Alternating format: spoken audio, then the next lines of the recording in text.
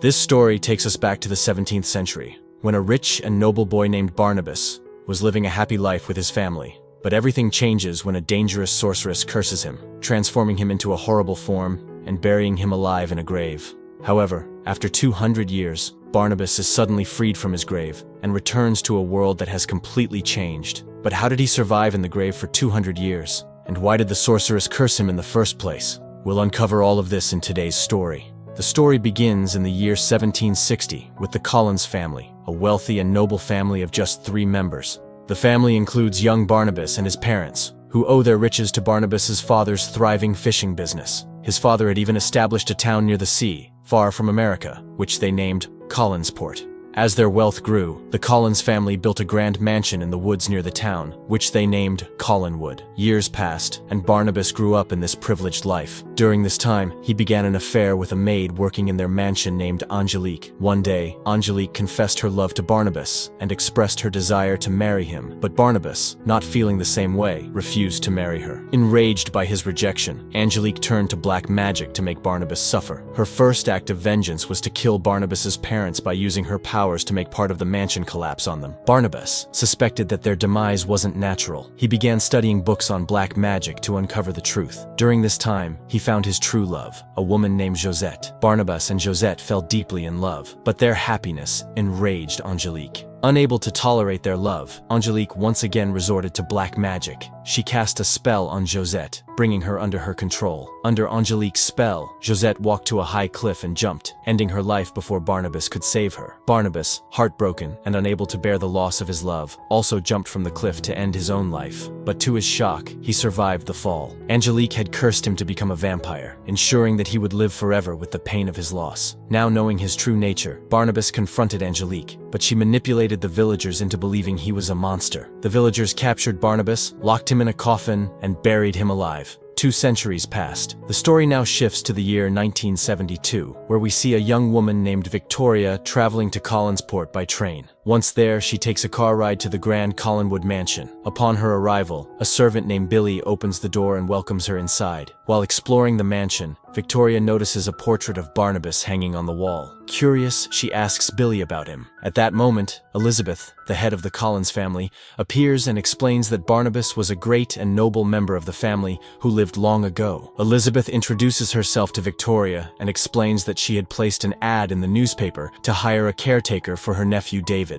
She shares that the once thriving Collins family now consists of only a few members: herself, her rebellious daughter Carolyn, her brother Roger, and his son David. When Victoria asks about David's mother, Elizabeth reveals that she died tragically, drowning in the sea. However, David refuses to accept this and insists that he can still see and communicate with his mother. Caroline is also introduced to Victoria. Caroline is a mischievous and stubborn girl who often acts out in her own way. At dinner time, Elizabeth introduces Victoria to David's father, Roger. At the same time, a psychiatrist named Dr. Julia Hoffman joins them at the table. Elizabeth explains that since David claims he can still see and communicate with his mother, she felt the need to involve a psychiatrist. Meanwhile, Victoria notices someone at a distance, completely covered with a white sheet. It turns out that David had dressed up to scare Victoria, but his attempt doesn't faze her. Later, we see Victoria in her room, fixing her clothes, when she notices someone standing outside her door, once again covered with a sheet. Assuming it's David trying to scare her again, she confidently goes to pull the sheet off. But to her shock, it isn't David. Instead, she sees the spirit of Josette, who cryptically tells her he is coming. Before Victoria can make sense of this, Josette's spirit disappears. On the other side of the town, we see some workers digging into the ground. As they dig, they hit something hard beneath the soil. Clearing the dirt, they uncover a coffin. The workers, curious about their find, call their supervisor, who cuts the chains wrapped around the coffin. As soon as the coffin is opened, Barnabas is freed, and in his rage and hunger, he attacks the workers, killing them all one by one. After this, Barnabas makes his way back to his family home, the Collinwood mansion.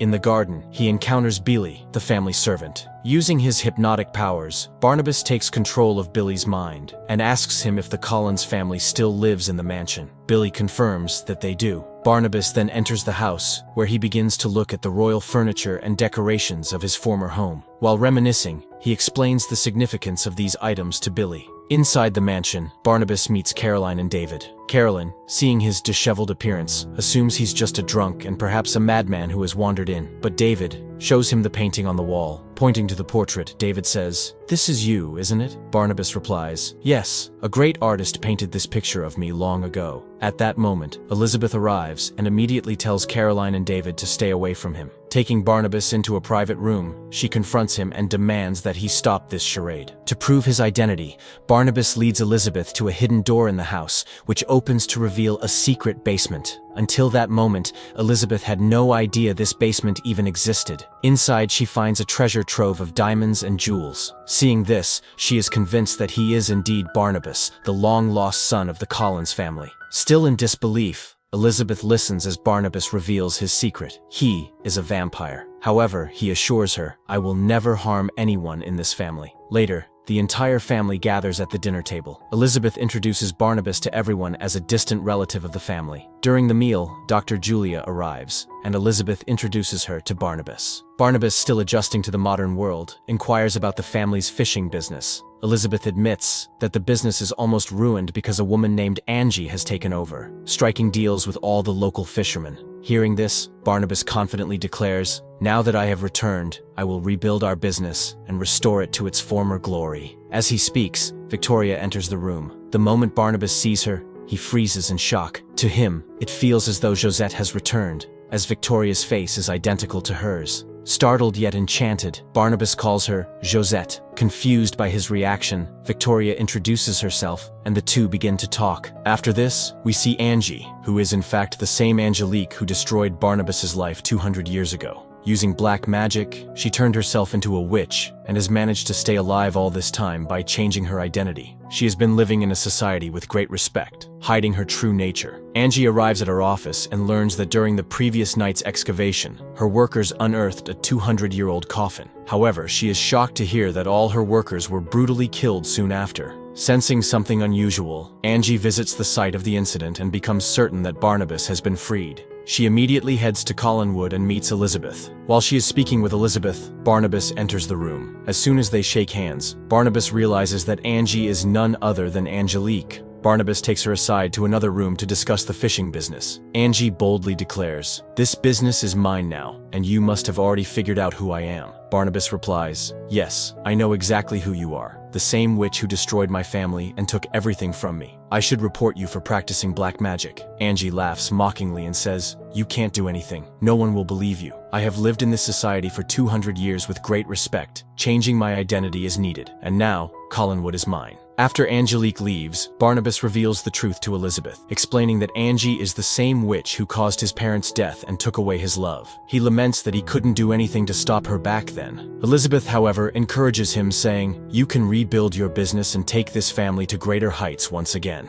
Motivated by her words, Barnabas begins by having the mansion renovated, restoring its former grandeur. He ensures that beautiful paintings adorn the walls, giving the mansion a majestic look. To revive the family fishing business, Barnabas enlists Billy's help. Together, they approach influential fishermen, and using his hypnotic abilities, Barnabas convinces them to stop working for Angelique and join the Collins family instead. Gradually, the fishing business begins to flourish once again. One day, Dr. Julia notices Barnabas peering into Caroline's room and examining a lamp curiously. This behavior raises her suspicions, and she decides to confront him. Dr. Julia, being a psychiatrist, tells Barnabas, "I specialize in understanding the human mind." Using her own methods and subtle hypnosis, she discovers the truth about him. She learns that Barnabas is a vampire. Concerned, she discusses this revelation with Elizabeth, asking, "Why are you allowing a vampire to stay here?" Elizabeth calmly responds, "I know what he is, but I also know he won't harm anyone in this house. Please keep this a secret." Meanwhile, Barnabas seeks Caroline's advice on how to understand love in the modern world. Caroline advises him, "First, you need to change your appearance and stop acting so strange. Blend in like a normal person so that people enjoy talking to you. Once you do that, you'll gradually learn how love works in today's world." The next day, we see Dr. Julia drawing blood from Barnabas. She has convinced him that replacing his blood with human blood will turn him back into a human. Barnabas, trusting her, agrees to the procedure. In the following scene, Barnabas and Victoria are seen walking together along the seashore. Their growing connection becomes evident. It seems that both of them have started to develop feelings for each other. Elsewhere, Angelique holds a meeting with her company's board members. They inform her that their business is steadily declining because Barnabas is reclaiming clients. Angry and frustrated, Angelique arranges a private meeting with Barnabas in the evening. During the meeting, she offers him a check, saying, "Take this money and leave the fishing business." Barnabas, however, refuses her offer, standing firm in his decision to rebuild the Collins family legacy. When Barnabas refuses Angelique's initial offer, she tries a different approach. She proposes that they run the fishing business together, but Barnabas, haunted by her past actions, rejects the idea outright. He tells her that he can never forget what she did to him, his family, and his love. Angelique is enraged by his refusal, but keeps her emotions hidden. Meanwhile, Victoria has a disturbing dream that takes her back to her childhood. In her dream, she recalls seeing Josette's spirit for the first time. As a child, Victoria would often talk to Josette's spirit, but her parents didn't understand her and assumed she was insane. They sent her to a mental institution, where she spent a lonely and painful childhood. She wakes up abruptly from the dream and, to her shock, sees Josette's spirit standing before her. Entranced, she follows the spirit through the mansion. The ghost leads her to the chandelier and reenacts her tragic suicide, jumping off in the same way she had died years ago. The vision leaves Victoria shaken. The next day, Barnabas decides to host a grand party at Collinwood, with the family's consent. He invites many prominent people from the town in an effort to restore the family's reputation. During the party, Barnabas notices David standing outside a room, muttering that his father, Roger, has forbidden anyone from entering. Suspicious, Barnabas sneaks inside and discovers Roger with a woman, clearly having an affair. Barnabas watches silently through the window, disgusted by Roger's actions. Later, Barnabas steps outside to find Victoria.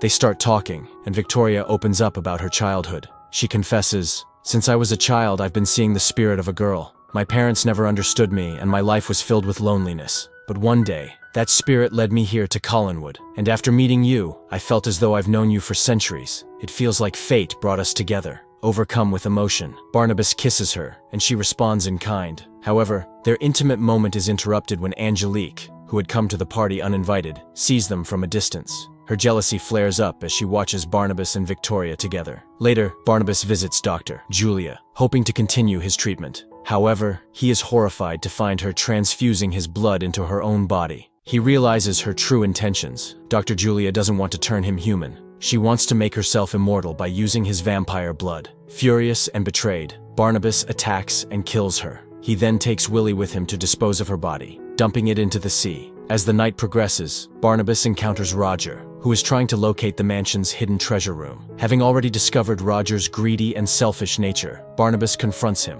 He accuses Roger of marrying David's mother, only for her wealth. Barnabas offers him two choices: either stay at Collinwood and be a good father to David, or leave with a large sum of money from the family's treasure. Roger, unsurprisingly, chooses the money and leaves, abandoning David without a second thought. Heartbroken, David runs upstairs in tears. In his haste, he trips on the stairs, and a heavy object nearly falls on him. Barnabas reacts instantly, saving David in the nick of time. However, the commotion draws everyone's attention. They witness Barnabas's superhuman speed, and when sunlight falls on him, his skin catches fire. Billy quickly pours water on him, extinguishing the flames, but the damage is done. The family now knows the truth. Barnabas is a vampire. Shocked and frightened, everyone distances themselves from him, including Victoria, who struggles to accept what he is. Desperate and frustrated, Barnabas confronts Angelique, begging her to lift the curse. Angelique, however, refuses, and instead offers him two options: live with her as her lover and partner in the business, or be imprisoned in a coffin forever.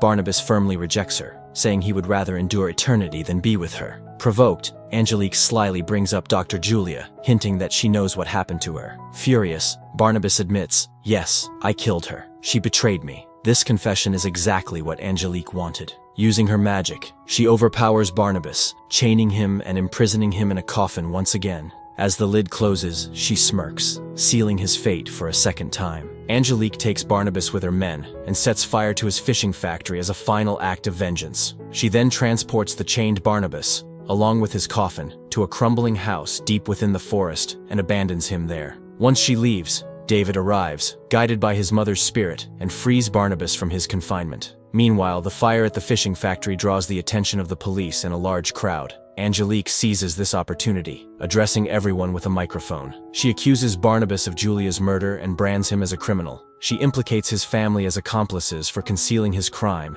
and leads the police to Collinwood. At Collinwood, Angelique declares Barnabas guilty in front of the police and the townsfolk. Enraged, Barnabas lunges at her, slashing her throat. However, Angelique remains unharmed, throwing Barnabas aside with ease. The crowd panics, realizing that both of them are supernatural beings. The police order everyone to evacuate as the confrontation escalates into a fierce and dangerous fight. Elizabeth attempts to stop Angelique by firing a gun at her, but the bullets have no effect. Using her dark magic, Angelique animates the objects within the mansion. A giant snake emerges, attacking Elizabeth, while fire engulfs the room. Barnabas is restrained by a life-sized doll brought to life by Angelique's magic. In the chaos, it's revealed that Angelique had cursed Caroline, turning her into a vicious werewolf. Caroline breaks free and attacks Angelique, fiercely attempting to kill her. However, Angelique overpowers Caroline, rendering her unconscious. She then turns her attention to Barnabas, prepared to deliver the final blow. Angelique taunts Barnabas, revealing a cruel truth. She was the one who killed David's mother, not the accident everyone believed. Suddenly, David appears and demands Angelique leave Barnabas alone. "If you don't," he warns, "my mother will destroy you." At that moment, the spirit of David's mother manifests. Using her supernatural powers, she attacks Angelique, hurling her into a massive chandelier. The impact causes the chandelier to crash down, mortally wounding Angelique. Barnabas breaks free from the doll's grip and tells everyone to leave the mansion immediately. He approaches the dying Angelique, realizing that her end was destined to come this way. Angelique dies moments later. Meanwhile, Victoria heads toward the cliff where Josette had once ended her life. Consumed by despair, she believes that her love for Barnabas is doomed, because a human and a vampire can never truly be together. Barnabas follows her, reaching her just as she prepares to jump. He pleads with her to stop, but Victoria insists that there's only one way they can be united. "Make me a vampire like you," she says. Barnabas refuses, unwilling to curse her with his immortality. Heartbroken, Victoria leaps from the cliff. In a desperate attempt to save her, Barnabas bites her before she hits the ground. His bite transforms her into a vampire, sparing her life.